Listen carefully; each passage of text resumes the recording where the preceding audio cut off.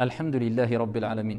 Alors beaucoup pensent que le mois du Ramadan c'est simplement se lever à l'heure de l'Fajr.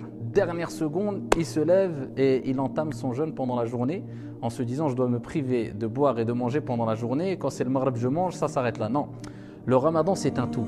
C'est avant le Fajr, c'est après le Fajr, c'est avant le Maghrib et c'est après le Maghrib. C'est-à-dire c'est un tout. Bien sûr qu'on s'abstient de boire et de manger entre le Fajr et le Maghrib.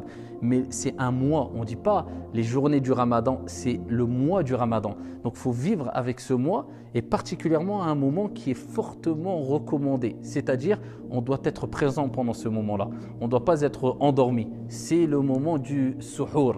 Alors quand on parle de suhour, c'est quoi ? As-suhour, c'est le fait de prendre le repas du matin, avant le fajr, avant l'aube, le lever du soleil, l'aube plutôt. Et quand on dit sahour avec le fatha, ça, pas suhour, sahour c'est le repas qui est pris. Et suhour, c'est le fait de prendre le repas. Alors le prophète alayhi salatu wassalam nous a rappelé qu'il ne faut surtout pas manquer le sahour. Ce repas-là, il ne faut pas le rater. Si minime soit-il, c'est pour ça qu'il dit, kama fi sahih, tasahharu walau bil ma'. Prenez le repas du matin ne serait-ce qu'avec de l'eau, même une gorgée d'eau. Pourquoi ? Parce que dans le hadith rapporté par Al-Bukhari, le prophète alayhi salatu wassalam nous dit tasahharu fa inna fi as-sahuri baraka. Prenez le sahur, le repas du matin. Alors, là, vous voulez la bénédiction de Dieu ? Eh bien, sa bénédiction, elle est entre autres dans le repas du matin.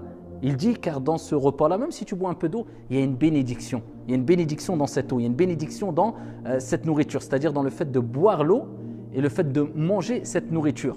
Plus que cela, le prophète alayhi salatu wassalam fi sahih nous dit Inna Allaha wa malaikatahu yusalluna ala al-mutasahhirin. Allahumma ja'alna minhum. Allah ainsi que ses anges prient sur celles et ceux qui se lèvent le matin pour prendre le repas du matin.